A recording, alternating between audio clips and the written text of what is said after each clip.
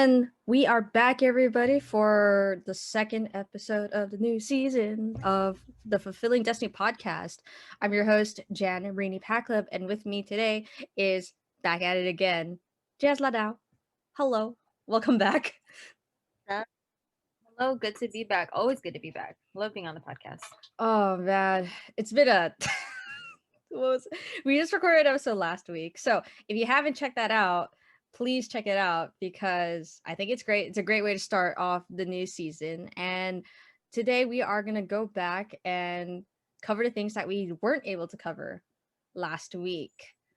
We spent a majority of last week's episode talking about ourselves, our experiences dealing with period stigmas within our families, amongst our peers, some things that we've regretted, and some things that we've learned, right? Because as we all know now, and we should know now from now until forever, and how we teach our future kids, nieces, and supporters is that periods are periods. They're normal, biological, it will not change, and it's nothing to be ashamed about. Okay? But that is still something that we are advocating for, that we're fighting for in policies now. And now we're going to talk about how we see that in other places other parts of the world, right? And if we could see if those changes have really been implemented, right? Okay, so Jess, you want to start this off? Where would you like to start? Anywhere in this world, anywhere in the world right now. Oh man, I feel like this is a very long discussion, but we could start it. I guess we should start it from the very, very, very beginning about how menstrual cycles were kind of linked and how they viewed in previous culture. I wouldn't say cultures, but how it was in the prehistoric. What is it called? when when caveman, I can you believe I took an entire history class? I should know what they're called, but I don't remember. Neolithic, Paleolithic, around there. I don't know, something around there. Very in the past, beyond our time, a Very little. early societies. There we go. That branch. All right. Yeah, because it kind of all started from there. I was reading in an article from, let me see if I can pull up the name. On a Hello, they discussed a Chris Knight's model. And they discussed how early females played an important role in shaping this new hunting behavior by acting in ways that promoted safety, ensuring that the food from the hunt was shared. And so what they did was that they believed that periods were kind of like almost like, so what they would do was that they would, Sorry, and it was repeat in that a again. very like periods were very like sacred. I'll repeat that for the men, for everyone in the back, the non-menstruators. Periods are sacred, y'all. Heyo. And what they would do is that they would kind of all the and this is like in the hunter-gatherer societies. So they would gather all together in one, like all the menstruators, and I'll just call them kind of women at the time. All the women would gather together in a group, and they would hang out, like, and it would kind of correlate with full moon. So the menstrual cycle, they would all usually be menstruating at the same time, because I think if you experience being around a lot of women at one time, like if you're in a dorm or something, usually your periods would sync up. So at this time, their periods would be syncing up at a specific time, and that's when the men would go hunt. It's a like, so they can get their focus kind of thing. Like it was kind of like a ritualistic, and also like for men to focus on the hunt. So like the women didn't like distract them. You know what I'm saying? Like, if that makes any sense. So it was kind of like a good luck, also like to get women away from being distracting men from like a hunt. And this started to change when hunter-gatherer society started to grow. So obviously they're like, okay, we need to hunt more to fuel our societies, and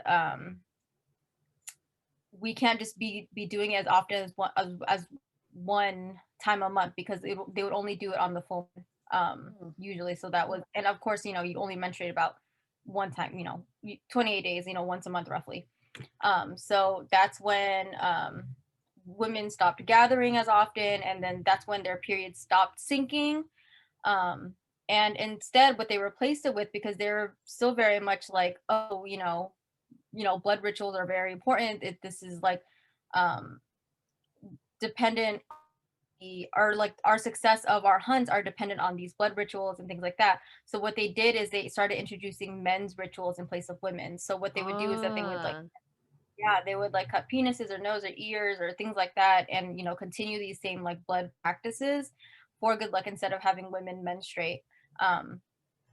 And so it kind of that's when you see the kind of divergence from the power of women, this like weight of being like, oh, you are doing this like sacred thing and like your natural body's process, and we need that to be successful because it's sacred.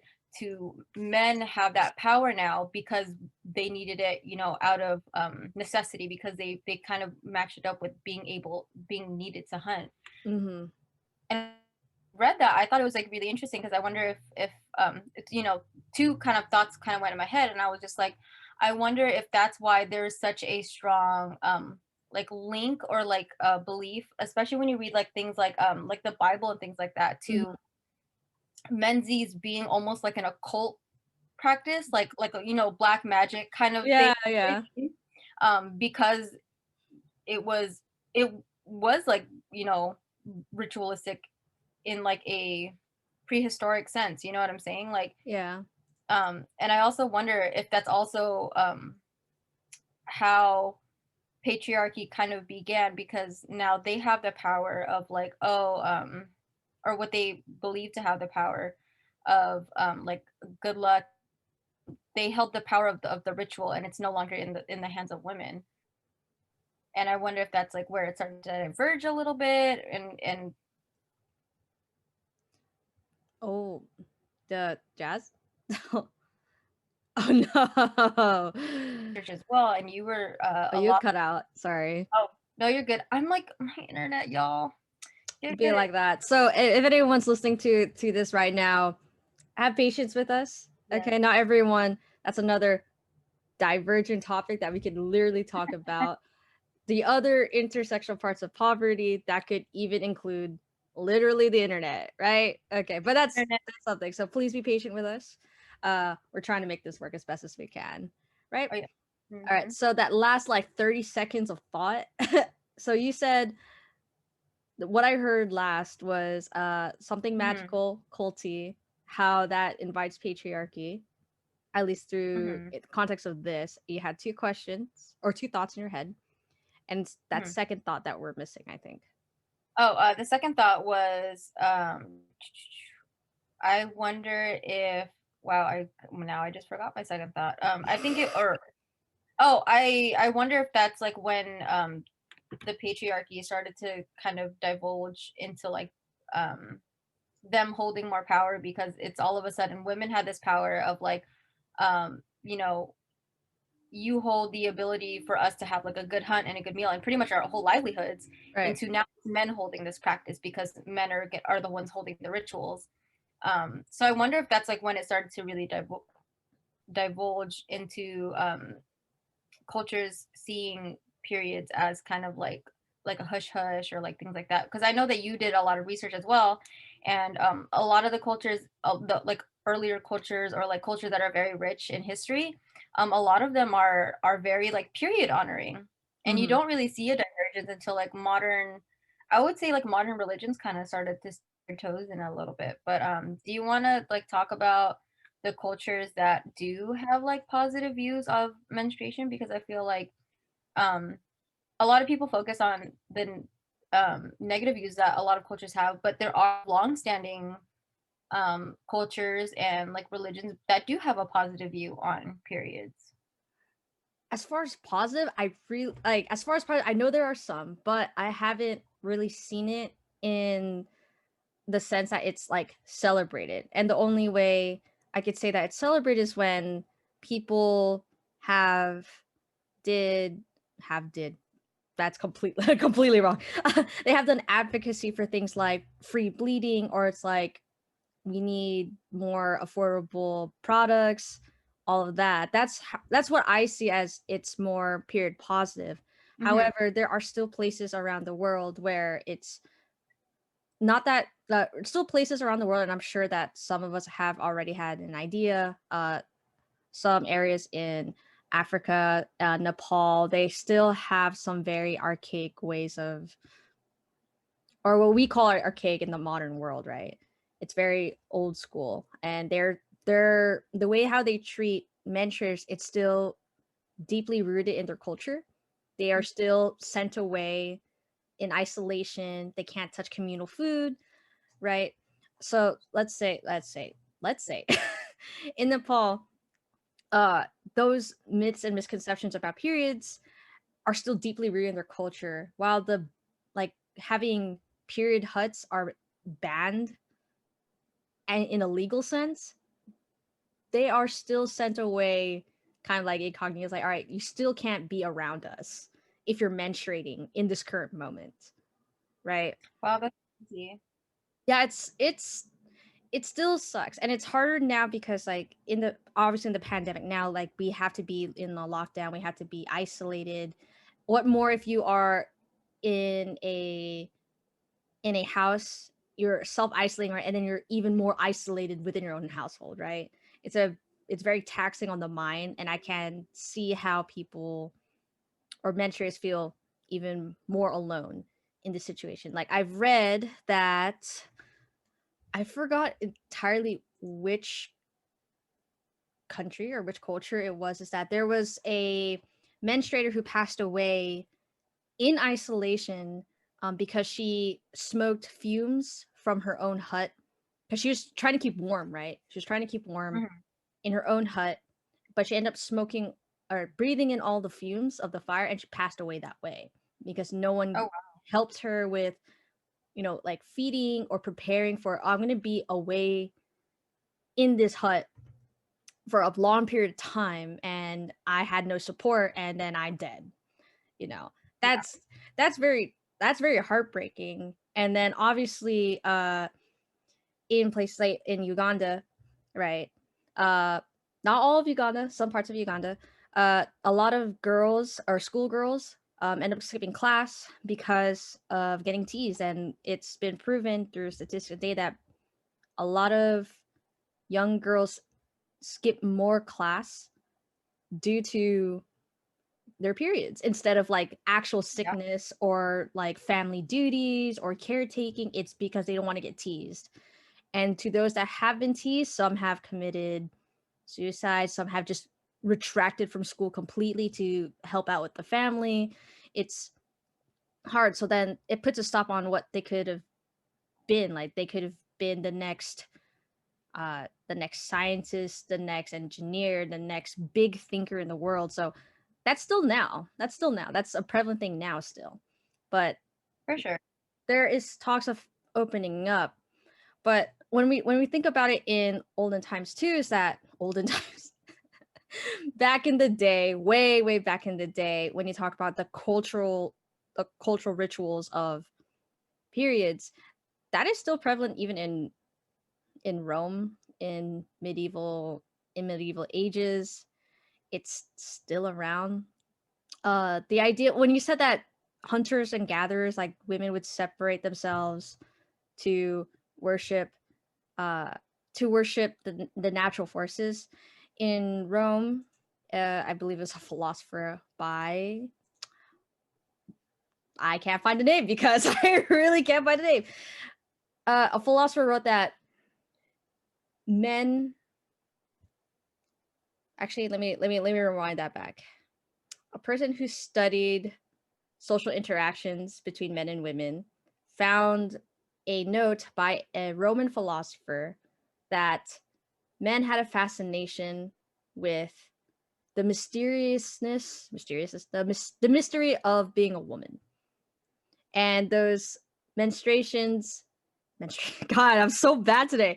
Anyways, the cycles that women had magical powers, and those powers helped prevented hail, lightning, natural disasters, crops from growing rancid.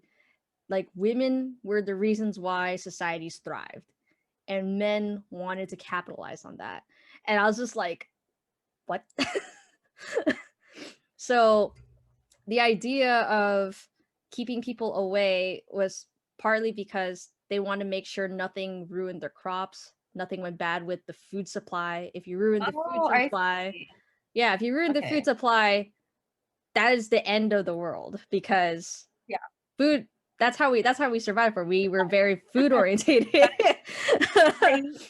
Yeah, so that's one. It's very in tied with like the ideas of sorcery or Yeah. magic and the Mhm. hubaloo. Even in Mayan societies, this is some Pliny the Elder. Oh, that's wrong. Pliny the Elder. Pliny the Elder is the Roman philosopher. Okay. In Mayan mythology, I have here it says in Mayan mythology, menstruation believed to have originated as a punishment, and this is where I could see where the patriarchy come into it, right? If we're using big brain goggles.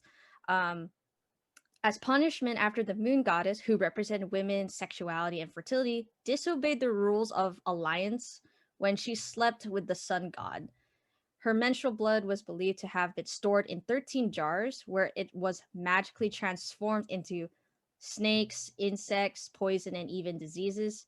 Interestingly, in some cases, the ancient minds believed the blood could turn into medicinal plants too. So,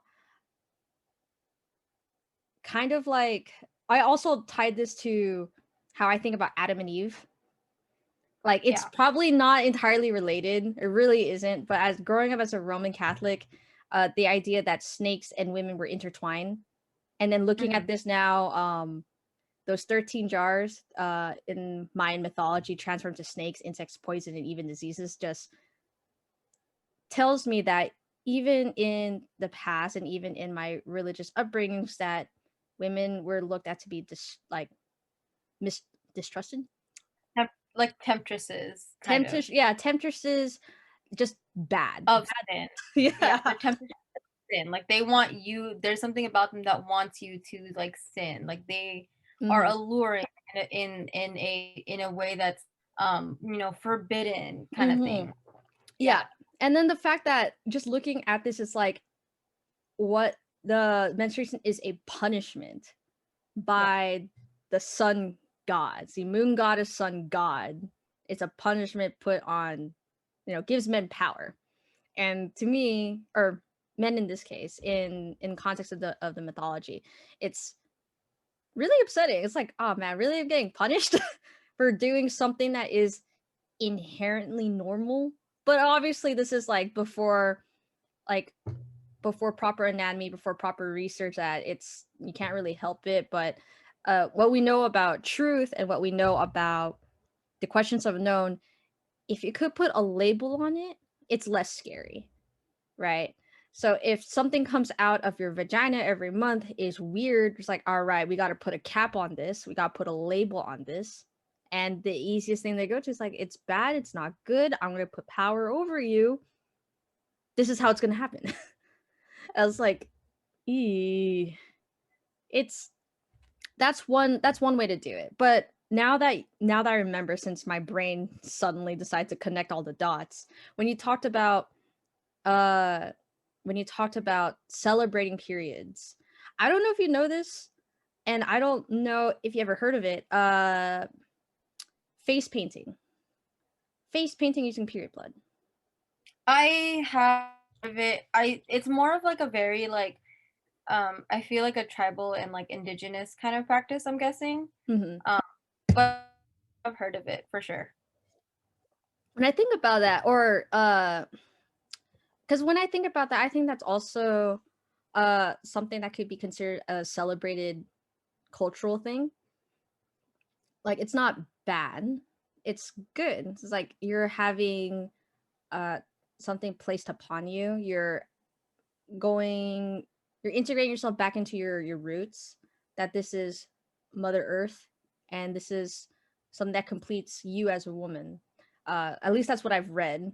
Why some people paint their faces with tribal insignias or markings with period blood. And then also like the idea that after pregnancy, if you eat the placenta, it also gives Oh, yeah. good That was, health. like, thing I've heard. Yeah, it's, like, really healthy for you or something like It's that, and really I was just like, healthy. Yeah, so I've heard stories. So this is back in high school when took anatomy for the first time, and everyone's a little squeamish about the birthing classes. They're like, oh, how does a baby come out? And how does a period work? Briefly, right? And my friends and I would share stories like, yo, did your mom ever actually ate the placenta? And I'm like, excuse me, what? They did what? It's like, yeah, it's supposed to be good for you. It's like some old ancient practice back in the day. It's like, but why would you want to? It's like it's nutritious. At the same time, in my head, it's like, ugh. This is Were young they, me, like huh? all were these like friends also like identifying as like Filipinx, like, Yeah, or yeah. These are friends oh, identified interesting. from the Okay. X that they have, and I'm just like, do you cook it? Like I was asking like just really basic questions, like, did you cook No, I that? think you eat Like, it raw. You eat it raw, right? Is that correct? yeah, you could eat it raw. If I remember correctly, you could eat it raw. You could have it cooked or like preserved and then used for later. I've only really heard it in like animal contexts, right? Like if I were to eat a cow, or that's not really bad. If I were to eat beef, you could have that ordered, and then that could be added into your dish. I heard it's an acquired taste, but don't take my word for it. But that's just something that I thought about now since before I get off this before I go off on this tangent. When I think about some things that some cultures celebrate some aspects of women of menstruation, and then a good majority of what I've read is mostly talking about what's air quote awful or mysterious or dangerous about menstruation. So I'd say it's really complicated. I think to complement what you were saying when I was up on it, and let me see if I find the article name so y'all can refer back to it. It's called Period Stigma as Discussed in Religion by Anna Durrett. It's on Hello Clue. And there's like a whole bibliography. So if you guys want to do like look into like the direct literature of it, I didn't want to do that because I spent all of college doing that. So I was like, something prepared for me, great.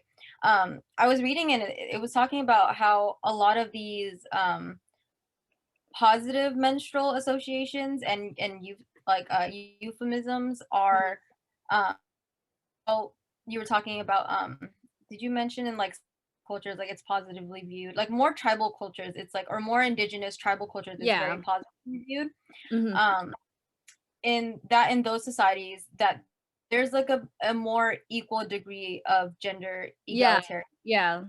more equal footing Mhm. of men and women in those societies, which I found very interesting. And that versus like the cultures that have like a lot of period shame, there is a huge difference um in men and women in terms of like societal levels, or like in terms of like the power they have in society, like the power dynamic is what I'm Yeah. saying. Actually, to tie into that too, I just remembered this was something that I've heard in a podcast, or if I heard from someone who's a linguist, is that the more egalitarian the society, or the societies that have a language, they have language, right? Obviously societies have language to a degree, right? Non-verbal or verbal, okay, let's make that clear. However, um when words don't have sex or gender attached to it, it's Uh-huh. like for us we have men, women, boys, girls, right? Hmm. But it's societies that don't have those things, but it refers to like you, them, very neutral. Oh, very, very gender neutral kind of. Very, yeah, very gender neutral. Like you said, it helps even out the balance. Therefore, people treat each other pretty equally and fairly, right? So that's what I just wanted to add that in there too, is that Mhm. part of it's also language. And then if you don't treat people in certain boxes, you don't have these unequal power dynamics that could exist in Yeah, there's social like no interactions. preconceived notions of things that are like there's no unapplied notions of like Yeah, yeah. I just the want idea to of gender. throw yeah, I just want to throw that in there. Go ahead, finish your thought. Oh no, no, no, you're good. But yeah, so I feel like in those societies, like, and it was funny when you brought up, your friends were talking about this because as a Filipinx member, you have to remember too that our cultures before we were colonized by the Spaniards and Mhm. by everyone else that like the U.S. and whatever, and before Catholicism was a really big thing, we were indigenous Mm-hmm. were like very tribal, and like I feel like people kind of forget that, especially when because we've been colonized for like So long. so incredibly long, and Roman Catholicism is so deep in our roots, Mm-hmm. that you almost forget that there are like very these tribal practices they're kind of like dying out, but they're still in existence. Like Igorot people are still existing, and like Ilocano is like the very Woo, like Lucado. yeah, they're still like existing. Like there's tons of tribal groups in the Philippines that you like um kind of forget about, and it kind of makes me wonder too, like what the gender dynamics in these societies look like too, because I personally don't know. I wish I did know, just 'cause it's my history, but I don't. I wish I did more research into Mm-hmm. it. Yeah, but also in this article, it was talking about how a lot of these like what the cultures believed were like period stigmas in general, like beliefs about periods in general, like whether they were good or bad, a lot of them developed independently from each other. So like Mm-hmm. um Yeah. whoever they felt in one area of like Africa could be different in another, and versus like the US and the UK, and they all developed very differently, but there was like one tie that um or like they saw a common theme when it Yeah. came to like religion, Yeah. that it was very no, it wasn't a way. There was a very negative Connotation. Yeah. connotation when it Mm-hmm. came to a period. So I'm gonna read a bit of it, and I'm like not. I'm definitely not bagging on religion. You know what I mean? Because I feel like the thing is, you can interpret religion in so many different ways, Mm-hmm. um, and I feel like unfortunately a lot of the times like a lot of modern religions are like weaponized to be like upholding a patriarchy. Um, True. Or I would say true to my truth. Like it's how I see it as a I would say former Roman Catholic. It's we're how we're talking about this now is in the context of mostly period like poverty. historical. Yeah. Yeah, it's just in historical context. Like we've all are deeply aware of how religious messages have been used to promote some agendas, right? We'll put that lightly. Yeah. Promote some agendas, and we're asking our viewers to be understanding of that. That we're only really looking at this from a perspective of our experiences as women X, as Filipinx, and in, like I said, in a historical lens. That's Yeah, it. for sure. Please And don't, please don't flames. No flames, please. because I you can't really like blame the religion itself, you know what I mean? It's always how people will interpret it. um interpret it and perpetuate it, and disseminate that message and what they do with it. That's kind of like the important part, because I am someone who identifies. I don't know if I'm like full Christian yet, but I was raised Roman Catholic, and I still very much believe in God and things like that. But I do still have the ability to, sit and criticize and be like, hey, this hasn't always been on the positive side of society. You know what I mean? Mm-hmm. So let me just read to y'all some of the taboos that are mentioned in like in religious texts. So Yeah, please also do. I don't know if y'all remember, but Islam, what is it? Islam, Christianity, and Catholicism are all like kind of based off of the same general idea. Okay, I hope you guys remember that they're all like related religions. They all fall under like the same umbrella. Okay. Yeah. If if Marina, if you'd like to explain more of that, I'm sure, because you know a lot about it. But Yeah. Basically, well, this is just a quick summary. If we think about it in terms of a tree, right? One branch is just in big letters religion, and in three big roots you have like Judaism, Islam, and Christianity, and then from there you have your multiple there you go. denominations, and wherever you lie in at some to some degree it all relates back to that one big thing. We like believe in a higher power. And it's like a singular God. Is that what you Hmm. right? Yeah, Okay. in And that context kind of of varies from there. yeah in context of these three that I see right here, in context of these three quotes that you're going to read, Mhm. it's one God in this context, right? Okay. But then you have multiple denominations, and wherever you lie, say like Lutheran, Protestant, Anglican, whatever, it's related, and they have developed separately. They had share some text, but before I go on to this religious history tangent, we'll have Jazz read some of these quotes for us. Go ahead. So from the Quran, we have read, "Go apart from women during the monthly course. Do not approach them until they are clean." So again, there's this like implication that when women are menstruating, that they're dirty, that they're impure, and I don't know where this comes from specifically in terms of like the Quran, because I don't practice this religion, but I'm sure it's like similar to um Roman Catholicism, and I'm sure you could also explain more on this as well, Mm-hmm. about how or why periods were thought as impure in religion, because honestly that's something that I don't really understand. Like I know it existed, but honestly there's like so many things going on in religion that I'm just like, that's a lot. Yeah. In the Bible it's something similar. They mention, "In her menstrual impurity she is unclean. Whoever touches shall be unclean and shall wash his clothes and bathe in water and be unclean until evening." Leviticus. I have I a love lot how to you're say. talking about this like I don't know. I'm like, I don't know what these things mean. Yeah, no, it's I just looking at Leviticus just makes me like frown. It's just like, I mean, for everyone who's from the LGBTQA community, we have some gripes on Leviticus and how they treat members of our group, right? Speaking of like LGBTQ friendly religion, like I think it's crazy because there's also people who are like who have studied like the original like in Latin text. It's like, no, this wasn't like ever translated. Yeah. And so I'm just like wondering like how much of the Bible like wasn't translated properly, or like things were inserted in English for a specific agenda. Right. Oh, I have a Oh, I could spend the latter half off camera on why that is.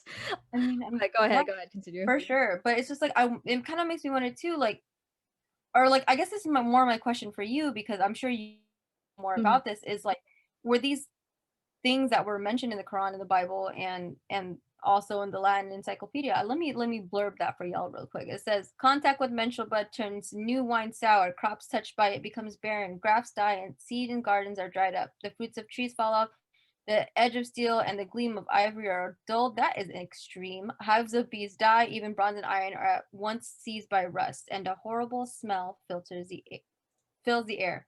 To taste it drives dogs mad and infects their bites with incurable poison." This is a lot. That's extra. Anyways, like as I That's was asking, it's a lot. Isn't that dramatic? It's like, okay, relax, calm down. It really doesn't do all that, okay? it really doesn't. But then if like this is a Latin encyclopedia back in 73 AD. If we were to look, I'm probably gonna get doxxed for this. Just to say, when was Christ? When did Christ die? After, because it's in I thought AD. you knew. I think as far as like my timeline, because I only know BCE and CE. Okay, before Common Era and Era, like BC is before Christ, AD is after. No, I'm gonna get that wrong. I'm just not gonna say it. I think it's after death. Oh, Ooh. If we're wrong, sorry, you sorry. were the religious studies major girl. I thought you would know. Okay, Okay, no, it's it's not religious studies. Is it religious? Yes, I actually did. I actually attempted to get a minor, but I focused. Let's be clear here, before we completely gaff this up. When I was studying at university, I was attempting to get a like religious studies minor, but most of it was focused on Eastern religions. oh, this makes a Yeah, lot more sense now. Okay. yeah. So yes, to a degree, I had to learn like Christianity or Catholicism in Mhm. context of the university level, but then I also dabbled in Eastern medicine, liked it, followed it, and then I this is where I start looking into women's studies, or they called it religious studies in context of women. So I took a class called goddesses studies. So this is where like a lot of that former knowledge just like kind of comes in, that how were women treated as goddesses then and not necessarily goddesses now, Can we right? bring that back? Can we throw back Thursday back? Yeah, no, honestly. But like referring back to that Latin encyclopedia, right? So I referenced that one philosopher. I think this is around the same time. And it's, I mean, come on, that's a little extra. If anything, it doesn't work that way. It really doesn't work that way. You have to be out of your mind if you think, like, if you touch menstrual blood, and then obviously if you touch blood in general and put it in any other things, of course it's gonna be bad. Like, come on, it's common sense. But to think that if someone's just menstruating and you don't know, and you touch that person on the shoulder and you're like, hi, and then you suddenly like burst into flames, you gotta be joking. Like, come on, give me a break. I don't know. Yeah, that's like extreme. But like my question, coming back to my question to you is, were these things, were whatever is like stated here or like this translation, were these things like are in the original like text, you know what I mean? Or was it something that was like added in later? I'm sure like you don't know because it's like Mm-hmm. it's I feel like it's like an expert thing to know. Like a, you know what I mean? Like someone who's like Mm-hmm. actually read the original text, and like who has time for that unless you're professionally studying that to get paid to do it. Yeah. Um To but it's just like, when did was this actually in the Bible and or the Quran, or was it something that was like added later for a specific reason? And if it was, you know, when did this come about? Like, what was the context of that time? Blah blah blah. mm-hmm. Okay, so what I could tell you, so this is, like I said, this is just from my knowledge and what I've already learned in class or what I've learned from other sources. I would link to all of them, but they're all in my brain from years ago. So just take my words with a grain of salt if you think it's wrong, right? Or if my viewers think that I'm wrong, just let me know. Or, just take it with a grain of salt, all right? For all I know, having direct translations word by word into English is actually very difficult, Yeah, right? for sure. For sure.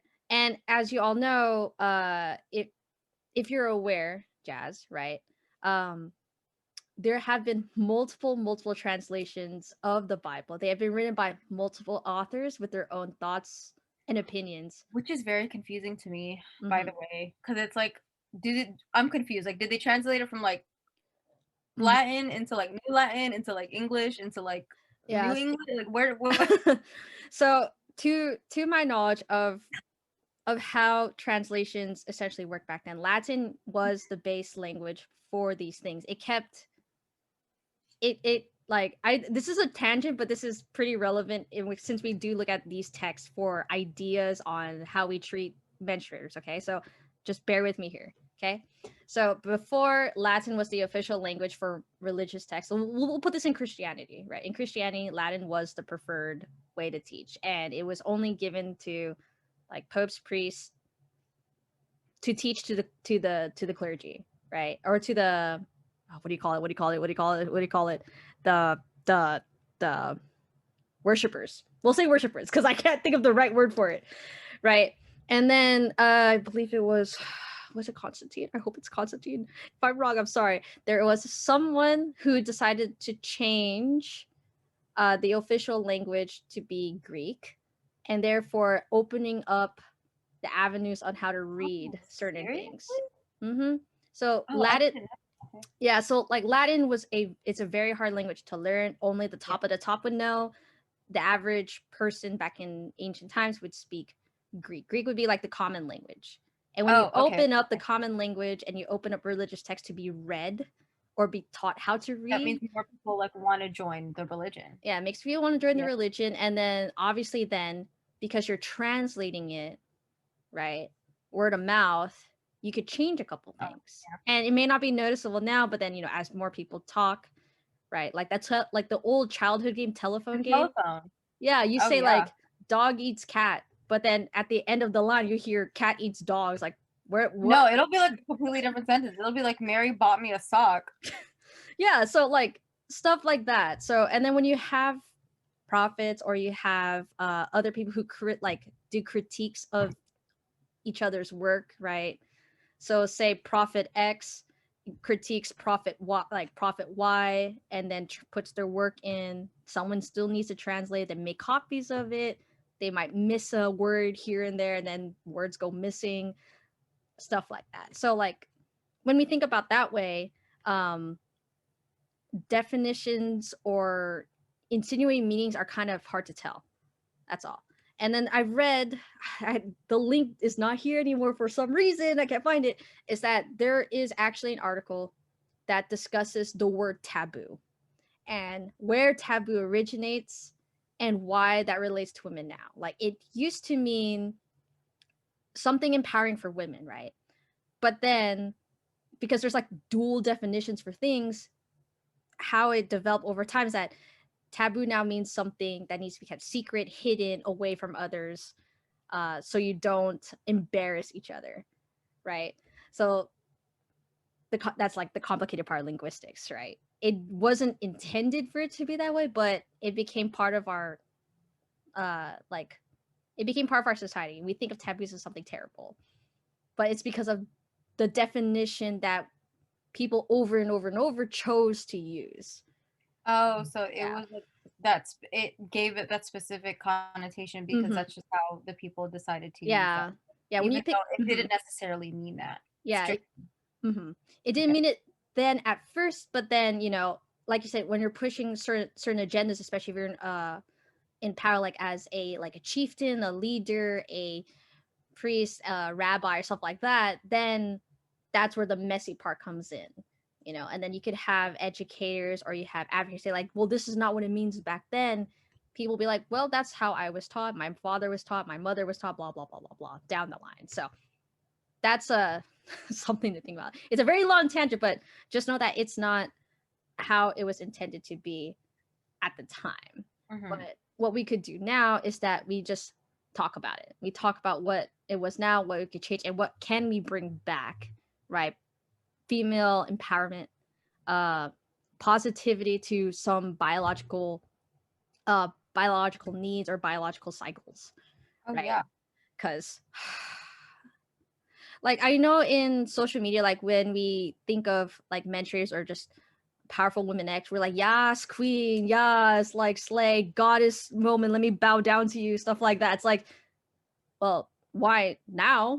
Like there's a whole timeline where we had those things and we just let it slide and put other historical figures take place, and they tend to be typically men, you know. It's like, Hmm. oh yeah, Yas King, Yas King's like, no. I mean, like, not no. It's just like we're forgetting that there is a whole other population that deserves to be celebrated. And instead, we spend a good majority of our history hiding them because of things that we can't control, right? So it's a little sad, but that's partly what I wanted to go with it. And my thought is now empty. So help me transition to the next thing. Yeah. So I feel like we are kind of moving into an era now where we are starting to, embrace, women. I feel like the history of women is kind of more, we're really starting to see kind of, more society, like, looking back at history and realizing that, wow, women really were like a lot of the times, a pinnacles of society, and held of like an important value. And I Mhm. think that being able to recognize that is an important part of being able to normalize things that are about like women X, you know what I mean? Like these are normal things. I was listening to a podcast and it was called I'm sure, I don't know if you listeners listen to this, but it's called The Tripod. Ayo, the Yeah. tripod. Yeah, and Eugene was talking about, I don't remember what the conversation was about, but it was had something to do with like periods, and how he was just like, yeah, my because he has only sisters, he doesn't have any brothers, and he was just like, yeah, growing up, periods were like very normal to me because it's just like if you poop, poop comes out of your body. What's any different about blood coming out of your body? It's literally the same. You know what I mean? Like it's the Hmm. same, concept. That's It's how he was like, oh hmm yeah, whatever. I think So. that's also because like if we know about Eugene from the Try Guys, right? From what we know about his history is that his parents had separated, and he spent the majority of his childhood and early adulthood staying in what is essentially uh like a matriarchal like household. Like Mhm. it's Oh, that's okay. surrounded by women. Like he's surrounded by women. So it normalizes some of those conversations that he knows now, so therefore he feels comfortable talking about it with other women. But when we think about some other family dynamics, you could just have like a string of there was someone I know who had string of boys. Like the first four kids were all boys, and then the last one was a girl. And then she feels isolated sometimes because it's like, well, none of my brothers could relate to an experience that I've had. unless it was something to dating, but it's more of like it's still awkward that Yeah. she could only confide to her mother instead of like going to her brother's room who could drive and could potentially get like tampons or pads or cups for her. It's like, yo, bro, can you grab me this? It's like, oh no, I don't want to go to Walmart to go pick it up for you, type of thing. It's just like, Seriously? mm-hmm. Oh, that's unfortunate. It's unfortunate, but you know, it's just like those how those things have been raised. Like I know my father is very understanding, but Hmm. to his credit, he's still a little like gun shy when he talks about it. He's just like, okay, do you need something going to the store? It's just like, Oh, he'll be like yes. very discreet. Yeah, he wants to be discreet. I mean, back then when I was younger, I wanted to be discreet too. It's just like, yeah, can you just you know the thing, you know the brand. Can you please? And he's like, okay, I got it. But then now it's just like I could just be having like one of my emotional highs. I'm craving things. I just like yell into the abyss, like, Dad, I need chocolate. Can you grab chocolate? He's like, I got it. It's like, perfect. Thanks, Dad. Like I think my dad for being understanding, but I know that's not usually the case.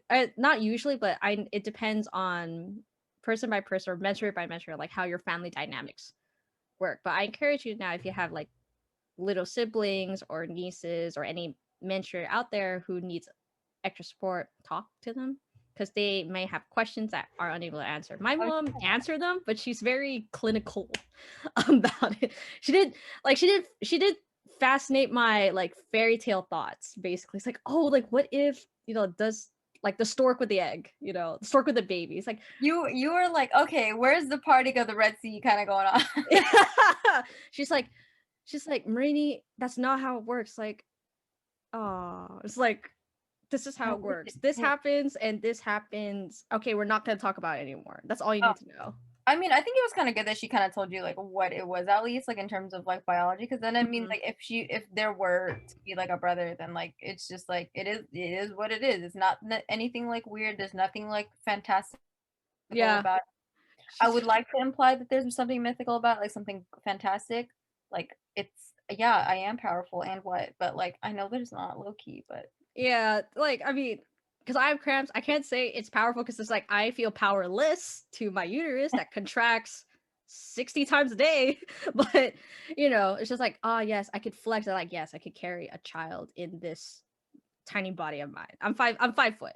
I So it's know just like I like think that's like really cool. Whenever I do think about that, and like I have friends that are pregnant now, and like family members getting pregnant, and I always think about like wow, like people who have uteruses have the ability to carry like life in them, or like or even if they like can't, like it's just still like I don't know. you had the power. You had the power. Yeah, That's yeah. pretty freaking cool. Have that is like incredibly huge, and it's just like the things that your body can do and to build and house and grow another human, another like living thing is like insane to me. I'm just like, wow, your body like as someone who has a uterus does a lot for you. And I'm like, wow, that's like I don't know. Every time I think about it, I'm just like, dang, that's a lot. Like go you. Yeah, But also your worth and your mysticality and your fantasticalness is not based on your ability to have kids either. So that is take true. that as you wish. I'm just Yeah. saying, just the general idea of being able to do it is pretty cool. Mhm.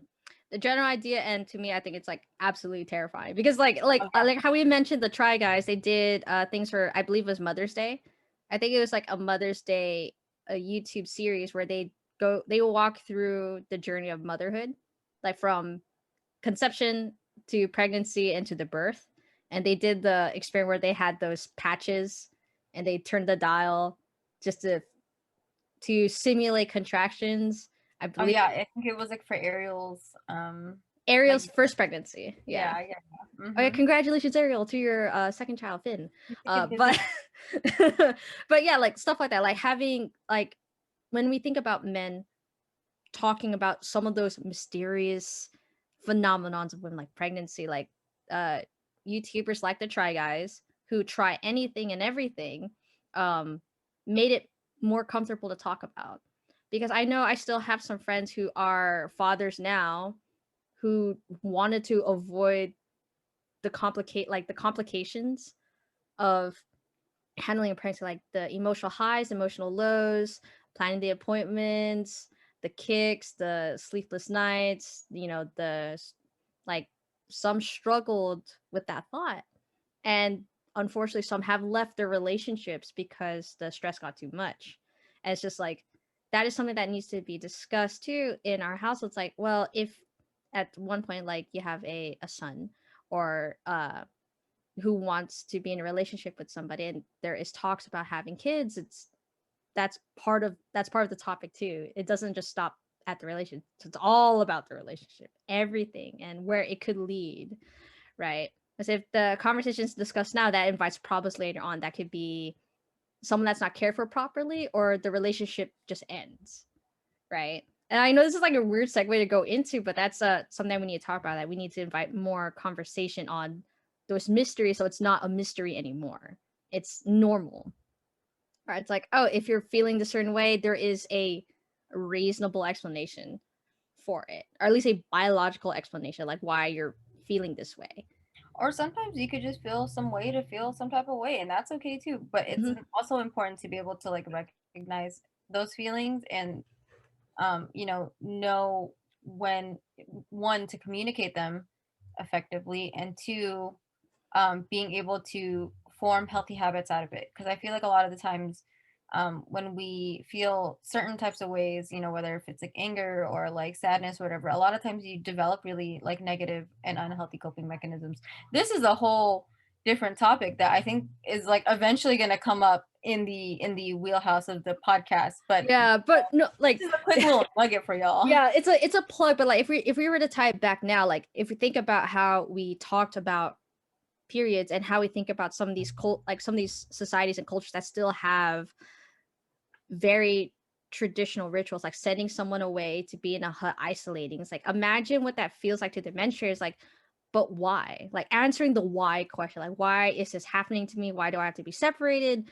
Why am I no longer viewed as a human being? Like, why am I treated as something like that's akin to like a dog, or like a rabid dog that needs to be sent away?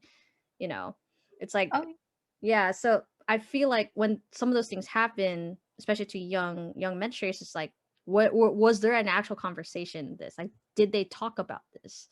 You know, but like I said, this is just through a conversation. Like, conversations needs to happen. I don't think in sure. some of these societies, um, it's kind of like whoever's in power, word is law.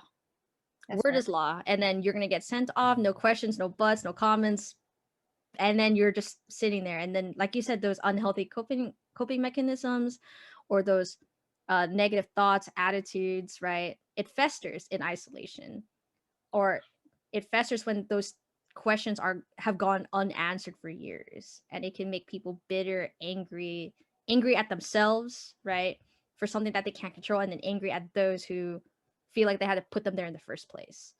you know that's that's what I wanted to bridge around, so it doesn't seem like I just have tangent Yeah. thoughts going off everywhere.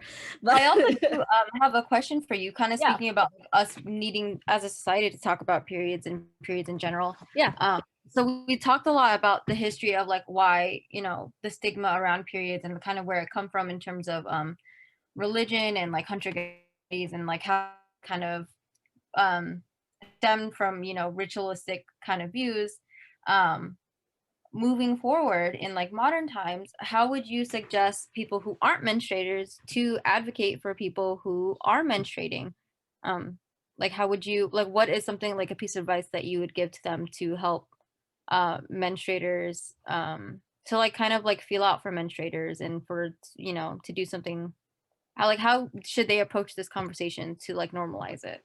Ooh, that's actually kind of interesting, because I had this talk.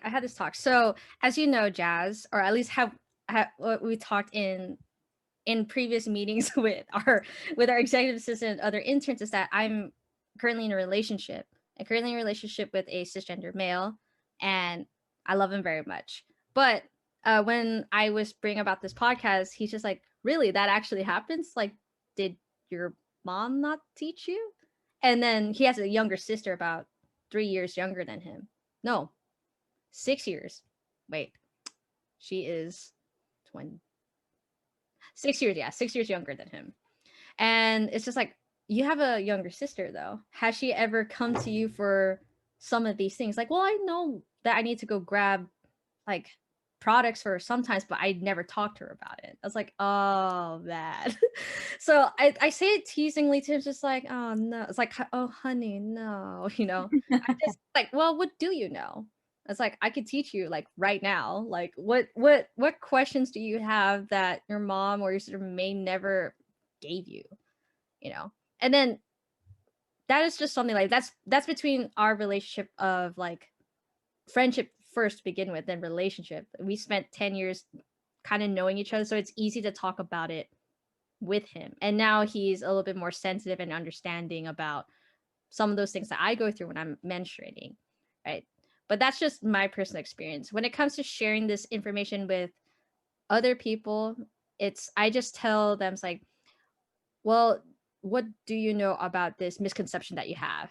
It's like, here's what I could tell you, and I'm gonna try to do it in a way that doesn't make it sound like I'm condescending or I'm like a feminazi or stuff like that. It's like, well, here's what I could tell you. It's like, well, that's not technically true, but this is where the thought started, how it's interpreted, and this is what it really is now. It's like, oh, you have PMS. Like, no, that's not really it. PMS would be too extreme. What this person is feeling, this mentor is feeling, is probably an uptick on hormone levels, and that can manifest in certain emotions. But it's not angry all the time. It could be really euphoric or just really sad. It's really just on a spectrum. That's what I would explain to people, especially people who use the word PMS way too much. It's annoying. Yeah, I roll for this. Yeah, you're very much like on the train of like inviting people into the conversation and encouraging non-menstruators to ask questions and to be like more proactive, I guess is what you're saying. To be like, hey, like, what is this, or like, what is that, like, this is what I know, like, is this wrong, is this right, like, I don't really understand it. So like for them to just be open about what they do know and what they don't know is kind of like, I mean, also that, like, also on the flip side too, like I asked them about things that I don't know because I was never taught, or it's like I only know it in context of like anatomy. It's like, all like, not to get like not to say it like out here. It's like, okay, so what happens if you're like we all know like erections, right? Or the like consummating sex and everything. It's just like, all right, so what happens after? It's like, what does it do after? Like, how does it feel after? Hot, cold, whatever, stuff like that. So it's like, if I open myself up to teach, it's like I want them to teach me as well. It's like, what is something that I don't know that happens in your bodies that I think that I should know, right? It's like how we said, vaginas all come in shapes and sizes. They're not the same, right? Even if you're twins, it's not necessarily the same. You have your own unique needs for your body, right? That could be the same way for cisgender males. It's like they're not the same either, and that's okay. And when they have their emotional highs or emotional lows, it could just be those up levels of hormones or something else.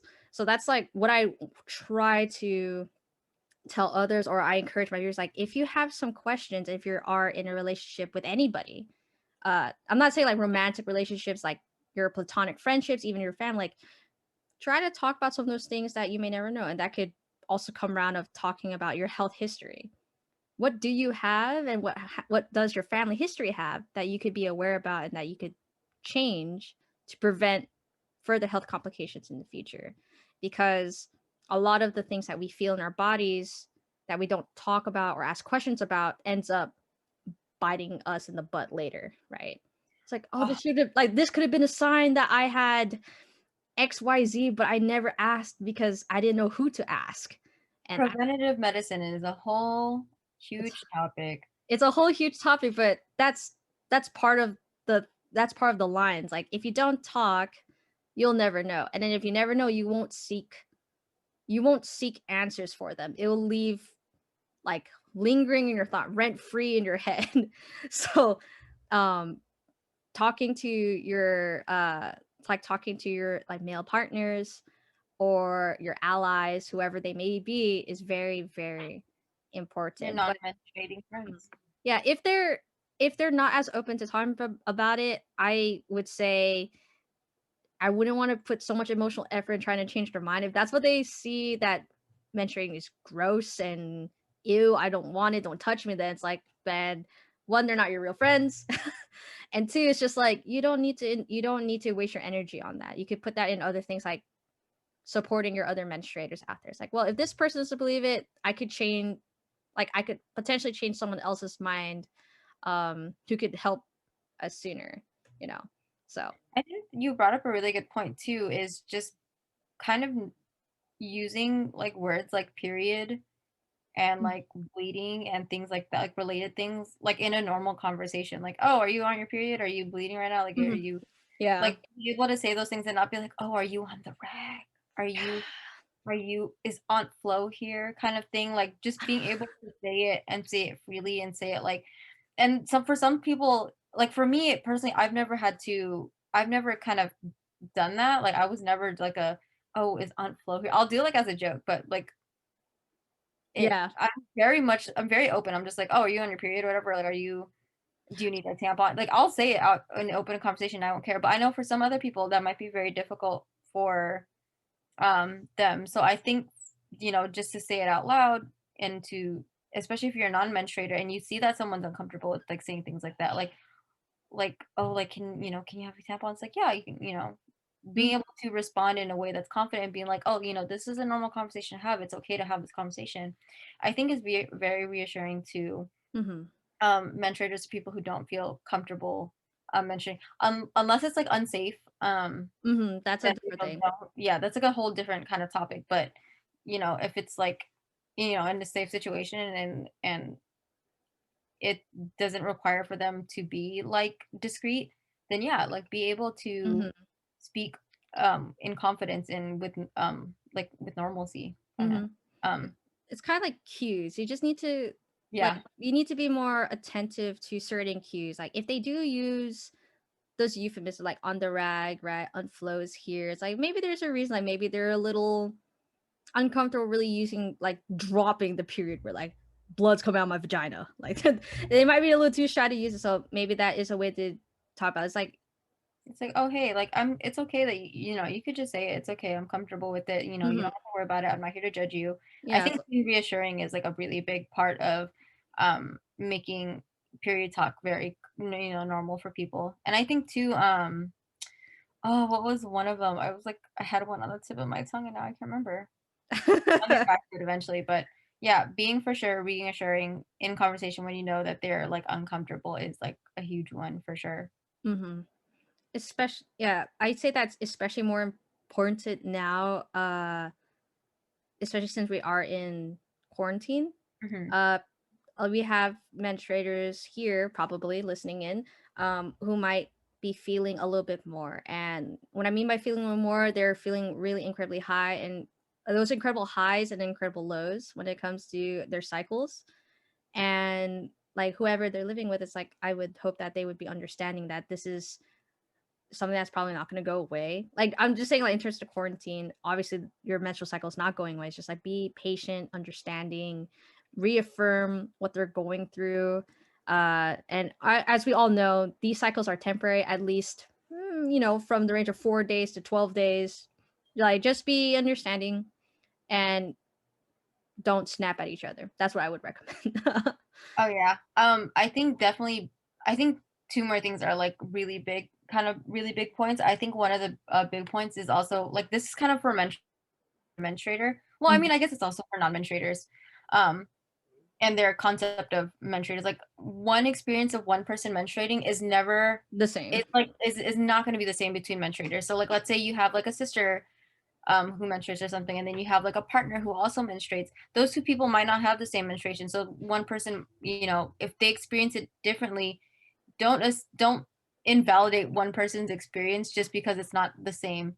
hmm Like you have to understand that like everyone experience with menstruation is going to be different, and just because someone like let's say one menstruator has a really painful menstruation and one person doesn't, it doesn't mean that the person who has a painful menstruation is lying. It just means that they have a different experience. So I think menstruators both menstruators and non-menstruators need to remember and like just be a little bit more compassionate and aware that like what your personal experiences with menstruating is not going to be the same as another person. So what we need to advocate for is something that will encompass everybody's needs. So like if that means, the person who has painful menstruations or the person who has irregular menstruations, like being able to, or maybe someone who's who's a trans person that menstruates, like being able to advocate for things that will cover everybody, like everybody who menstruates. Yeah.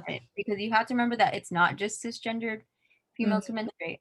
And then I think also another thing too is this kind of goes back, like harkening back to your point of like people who use like PMS too much. Yeah. Is like be very like thoughtful about what you like before you even say anything to someone mentioning. Think like, am I being a dick? Like, should I be saying this? Like, because this kind of goes for anything too. Like before you even say, I think it's just always just like think before you speak, and it sounds really dumb to like have this be a point, but a lot of people don't. A lot of people will just like word vomit. And so like they'll say like the first thing that comes to mind without having to think or like without considering whether or not what they're saying is going to have an impact on a person. Even if it's like something like really small, it could just like, the implications of it could really set like a person off. Like sometimes like let me give y'all an example. So like when me and my partner sometimes he'll say something to me like, oh, like why did you say, excuse me. God, like, excuse me, I'm busy. Excuse me. Anyway, like sometimes when my partner are like arguing, like or like we'll get in the start of an argument, I'll like ask him a question like, oh, like why didn't you do XYZ? Why didn't you XYZ? And he's like, why? It's not important. And like to him, that saying that is like a an honest question and something that like he wouldn't think too much about if that was someone saying it to him. But for me, there are so many more implications like that. Like, oh, like is what I'm saying not important to you, or you know what I mean? Like there are so many other nuances because I'm interpreting it, and it's whatever you may think about it may be different versus how I'm how I'm interpreting this. You know what I mean? So like really taking into consideration about who you're talking to, how you're saying it, and whether or not that person is going to receive it in the way that you intend is very important. So this does mean like, being like, oh, are you on your period? Or, oh, you seem really moody. Are you PMSing? Like, stop and like think for a second, and like register. For some people that might not make them mad or like that might not upset them. And that's, that's cool, gauge where you're at. But like for a lot of people that will make them upset. And it's just like, you just really have to just be more thoughtful about what you're saying. And that is something hard. So just, before you even say anything, like stop and think. Is this something that is this am I are my intentions being clear through what I'm saying and and how I'm saying it? Well, to add to that before we go ahead and start to wrap up is that what I've learned in my time of talking to people, just in general, right? It's like I said, sometimes people don't think about what comes out of their mouth. And I've heard some very dumb excuses. And dumb excuses like, well, I just say what I say and I'm not going to be sorry about that. It's like, well, you don't have to be sorry about that. True. But like I said, those have some very strong implications. And we've seen it in social media where things can be very drastic or even just straight up tragic, right? Because some of those things I've said unapologetically without any filter or stuff like that, because it's like, well, it's my right to free speech or stuff like that, right? But when I encourage people, or like you said, think about what you're going to say, right? Especially in like even like not just a professional environment, right? Like even in your personal environment, yeah, you need to at least keep your mind open. And what the beautiful thing about the human brain is that it could learn. You could rewire some of those things by just changing the way you speak. So like you said, like you with your partner, you're having a bit of a row, right? You're fighting with each other. And you're having a verbal argument. And when you force yourselves to calm down or restructure the way the next few words comes out of your mouth, you are also changing the stress that you feel in your brain. You're also changing how you speak. You're also understanding, you're also building emotional maturity. And that's the beautiful, beautiful thing about the brain, but that does take practice. So like Yeah. if the first thing that comes out of your mouth is like, are you PMSing? Try to be like, there is probably a reasonable explanation why he, she, they are upset. Let's think about it really quick. Or like, Or you could just ask them like, why, like, hey, you seem upset. Like, is everything okay? Like, yeah, it's like yeah. you don't even need to go that far to think about what they have gone throughout their day to make them feel this way. It could just be like, all right, I could feel the tension is getting high, or there is going to be a disagreement in the next 2-3 minutes. Let's take a step back and rewind. And like I said, that takes some time to learn. And to those who say like, well, I want to say whatever I want to say, I don't want to filter it for anybody, it's like, true, you can, but that also puts strain on that other person because they have to interpret everything you say in their lens. It's like, kind of take a peek at each other. Even the person who is on the receiving end of like, are you on your are you PMSing right now? Are you in your period? Also, it's like when I hear that, I try to force like, all right, don't react, don't make myself seem like a prick.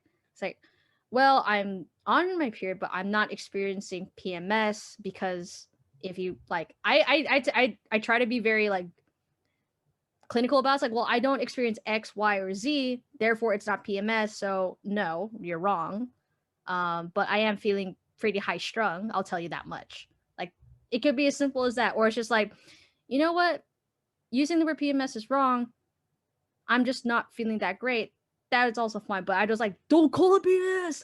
Well, like you don't need to escalate it if it needs. If it only needs like one and done, it's like, all right, I'll only explain it one time. Use this again, I'm not talking to you. Um, that would probably be enough. But stay firm to what you say, but also just like be mindful of how you say it, because it will come off the wrong way, and not everyone, like you said, will interpret it properly. So like even in this podcast, like if we get it wrong, just let us know. Don't flame us, but just let us know so we could fix it. And then in the next episode, we could like come back and restructure it to make sure that it's like correct and it doesn't hurt anybody's feelings, type of thing. So like just be mindful. If you could change your language in that moment, change it. If you can't change it in the moment and heads go aflame, talk about it later when everything is cool. It's like you're not just PMSing, or it's like you're just feeling something and we could talk about it. It's like, what do you need and how can I help you? And say this like, oh, you could help me by doing this. You could help me by doing that. Reaffirming that I'm going through this experience right now. It's not forever. Just be patient with me. So be patient in these conversations. But if it does come to a head, make sure you close that loop. Don't leave that gap opening. Close it. So then there's no lingering or festering emotions that could come out later, because then, it'll just be a cycle over and over again. Close the cycle. Close it. Don't leave those gaps there. But that's just my last tangent for tonight, especially for this topic of pure poverty in history. We had a lot of gaps in our knowledge, and what we could do now in talks of periods, poverty, and menstruators is that we're trying to close this gap, this knowledge gap, and hopefully educate those further down the line, right? To our best of knowledge, right? Until until the return of a higher scholar that could join us, for the next couple things. So yeah, that's my soapbox, since we love soapboxes here. Love a good soapbox.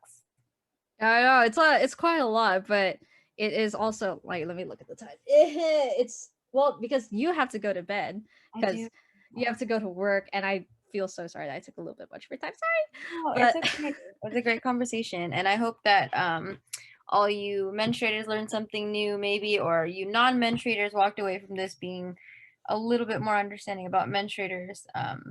Hope everyone kind of learned something, pulled something from it. I certainly did. Yep. And then since this episode will not, well, I could actually put this up for Friday, since February is a new month. I have some great plans for it. And Jazz, would you like to join me on a special episode for Galentine's Day? Are we coming back for that? I would love to. I don't know what's going on that day, but I'm excited. Are we having anyone else? Are you gonna have anyone else on? Because I know usually you kind of do like a cap of 3. So is anyone else gonna be joining I'm us? gonna see if our other interns who've shared Ooh. some of their experiences, like spill the tea type of. I'm just kidding. Oh, are we talking about relationships? Is this gonna be the episode? Y'all better tune in that week. It's gonna be fun. Relationships and then other things, because there are some awareness events for that month, so that is something that we can also talk about as well, but I will tease that in our future meetings and also in our social media accounts. But for now, we will say goodnight to Jazz because she has to go, and good night from me to you, everybody here, and then good morning from wherever else you're listening from. Okay, so that will be the end of our podcast in 3, 2,